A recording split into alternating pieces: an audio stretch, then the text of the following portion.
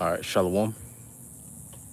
I want to start off by giving all praise, honor, and glory to Yahweh, Bahashum, Yahweh Shai, Bahashum, Rachak Kodash.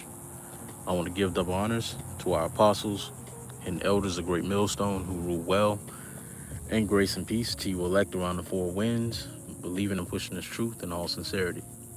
May the blessing of election be upon your houses.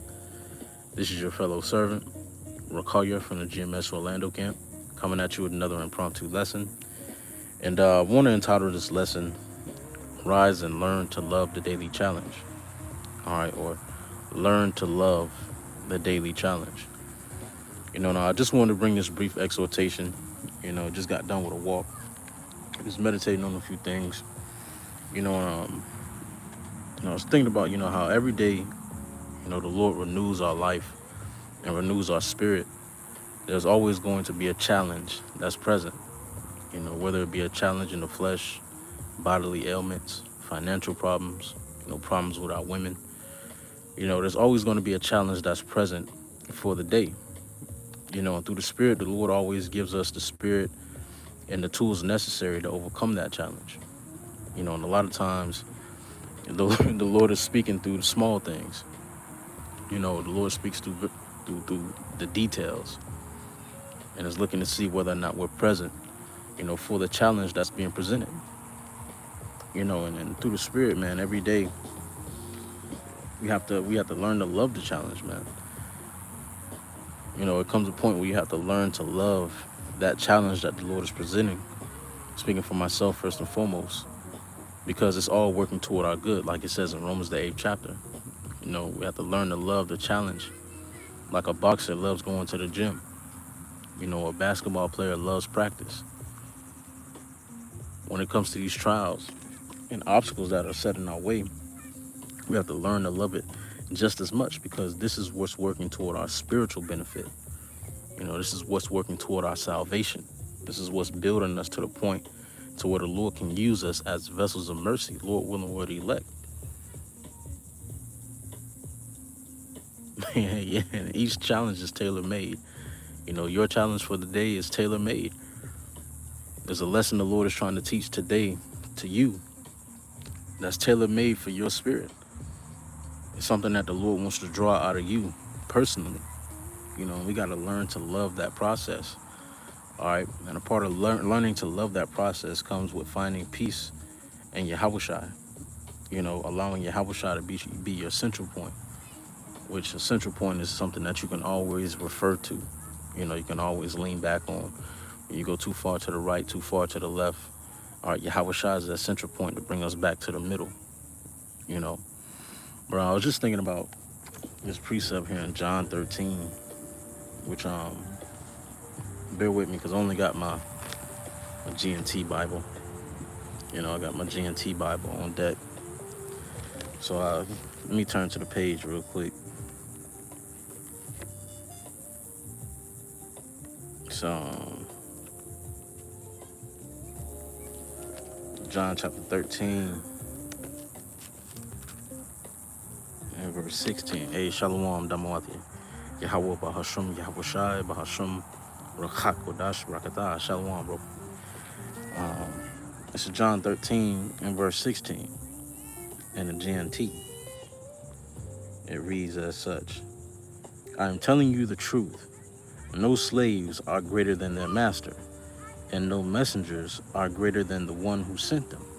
All right, and seeing that Yahweh Shai had to go through his trials and his obstacles, we're no different. We're no better than Yahweh Shai. We have to go through the same process that Yahweh Shai went through, which our process is a lot lighter, because Yahweh Shai was afflicted like no other man. Yahweh Shai was a one of one spirit. There was nothing that we could possibly do if we were put in Yahweh Shai's predicament. But Yahweh Shai saw fit to call us into this ministry and to give us his yoke, and to go through the process that he went through to receive the mercy that he received, the glory that he received under him, of course. And in the regular KJV, it reads as, the servant is no greater than his master. And seeing that Yahweh Shai went through some of the very same trials that we go through. Not even some of, all of. Yahweh Shai went through every trial and every obstacle that we receive today. And we see how he overcame the challenge. And that's why it's powerful, when Yahweh Shai said, be of good cheer, I have overcame the world. Letting us know first and foremost, it's possible. Because Yahweh Shai came in the flesh. He went through bodily ailments. He went through mental afflictions. He went through growing up in the hood, the trauma that comes with being brought up in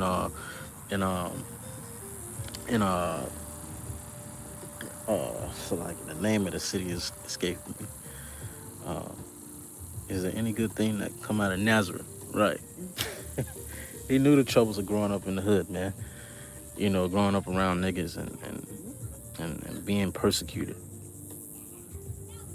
The trial of the ministry, the challenge of the ministry. He understood that full well. He was a pivotal part of the ministry. All the challenges that we face today, Yahweh Shai went through himself. But the Lord told us in Hebrews, the 12th chapter. Let's see how it reads. Hebrews 12 and verse 1 in the GNT. As for us, we have this large crowd of witnesses around us. So then let us rid ourselves of everything that gets in the way and of the sin which holds onto us so tightly, and let us run with determination the race that lies before us. Let us keep our eyes fixed on Yahweh Shai, on whom our faith depends from beginning to end. He did not give up because of the cross. On the contrary, because of the joy that was waiting for him, he thought nothing of the disgrace of dying on the cross. And he is now seated at the right hand of the Heavenly Father's throne. And that's beautiful. That reads perfectly. It says he did not give up because of the cross. On the contrary, because of the joy that was waiting for him, he thought nothing of the disgrace of dying on the cross. So Yahweh Shai had the end, on his mind. Yahweh Shai had the joy, that was set before him on his mind, rather than the present hell that he was catching, which allowed him to endure, allowed him to push through. And it's something that we can all learn from, even though we're going through our own perspective, bearing of crosses, in a sense. Even though we're all bearing our own different crosses, the joy that's set before us is far greater than anything that we're going through right now. It's far greater than any challenge that's being presented. And for all intents and purposes, man, there are certain challenges in this lifetime that we're just never going to escape. Financial problems are going to constantly be present, especially for the Israelite man. And the Lord has it that way because it reads in Proverbs, lest the Lord give you too much and you begin to, be prideful. The Lord give you too little and you begin to curse the Lord. The Lord keeps us in right in that perfect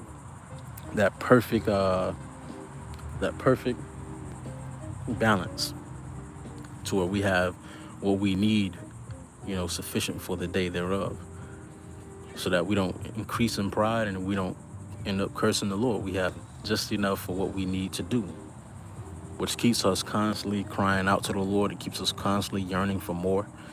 It keeps us in a fighting spirit. It doesn't allow us to get comfortable. Get this precept Damwati put up there.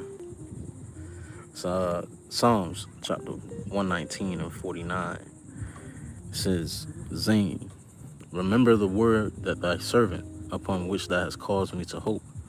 This is my comfort and my affliction, for thy word has quickened me.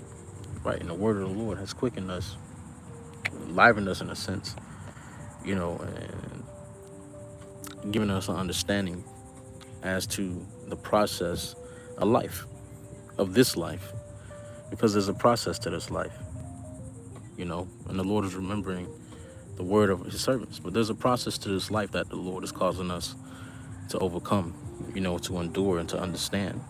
This life is a life meant to teach us discipline. This life was a life meant to teach us temperance. the understanding and the necessity of righteousness. This life was meant to teach us how to be men again, men of the Lord again, to teach us the fruits of the Spirit and how to apply Yahushua. The necessity behind applying Yahushua this is what this life is for. This life was for us to fulfill our purpose and our duty of preaching the word, teaching, being he-goats over the flock. This is what this life was for. And the Lord is causing us to remember that through affliction, to understand that through the challenges that are constantly presented every day. Every day. And seeing that it's the case for Yahushua, going back to John 13, seeing that being the case for Yahushua, having to go through his affliction and his challenges, it's really no valuable excuse for us not to rise to today's challenge. There's really no valuable excuse not to rise to the everyday challenge. Not women problems, not money, not bodily ailments. The Lord constantly arose to the challenge daily, and he set that example for us to do the same.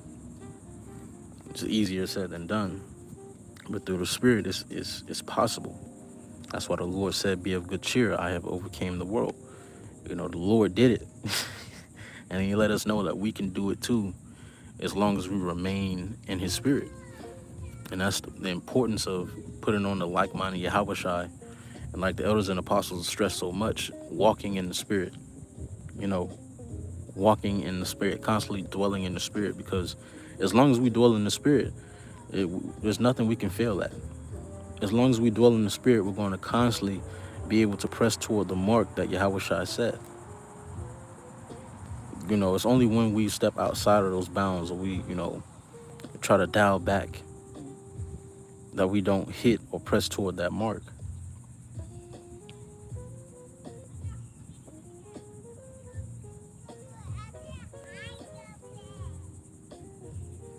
But,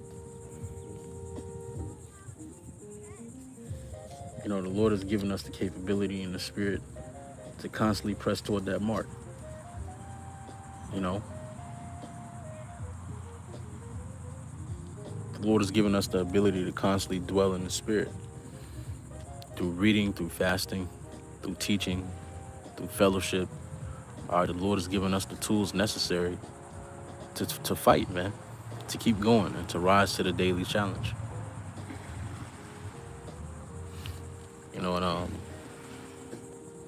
It's really all I had. Don't want to beat a dead horse. Just out here meditating on a few things. There's always going to be a challenge that we have to arise to. That's why the Lord said in Job, the 38th chapter, gird up thy loins now like a man, for I will demand an answer of thee. Every day there's a question being asked. And that question is, who are you?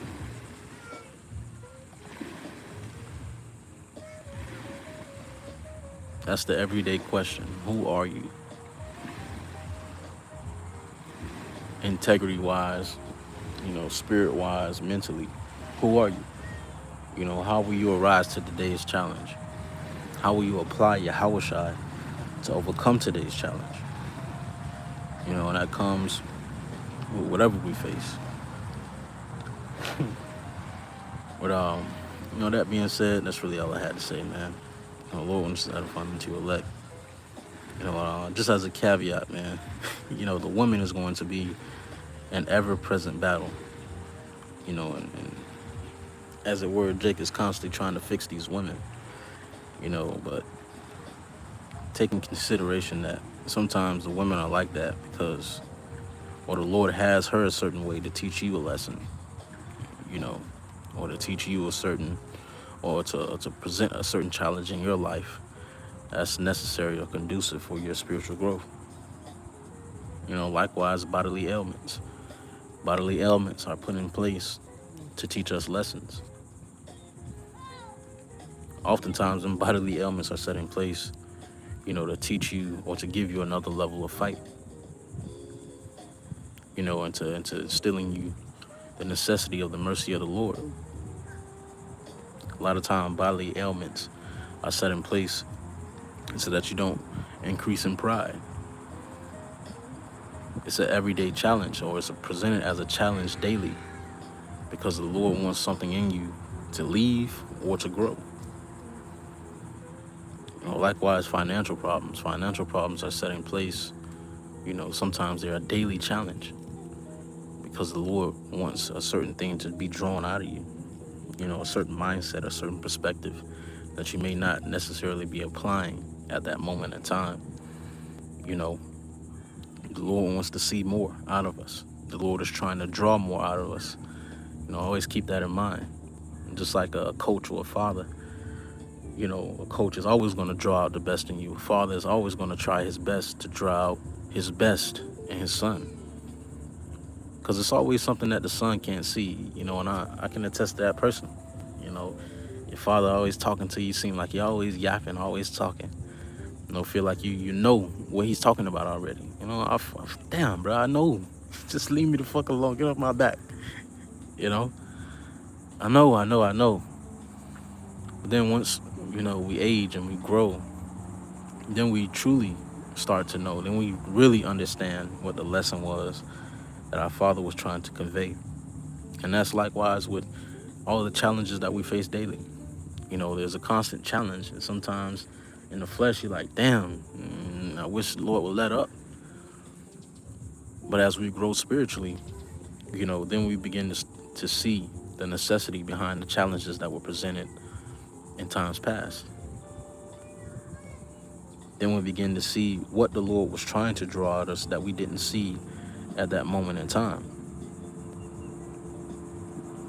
The Lord is constantly trying to get something out of us, to get more out of us, because there is more within us than we perceive. There's another warrior, another level to the fight in us that we don't even know right now. Lord, when the Lord elect. Because what's written for the elect to overcome is something that's it's no light matter. The elect are written to overcome the flesh, the beast, his image, the mark, death,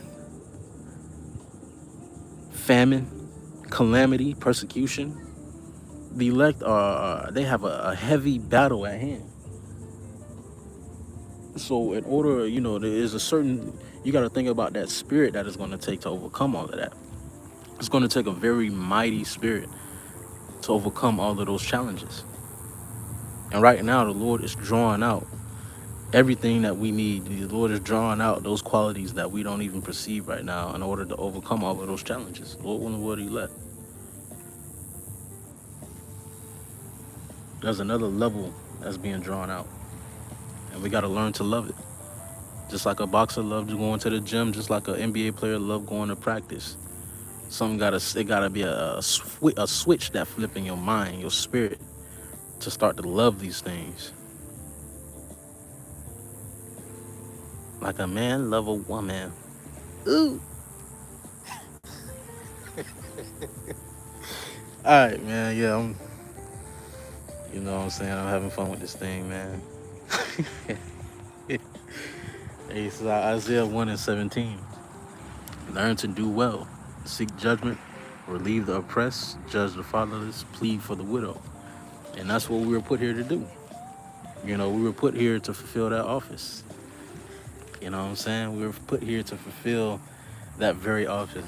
Yeah, right.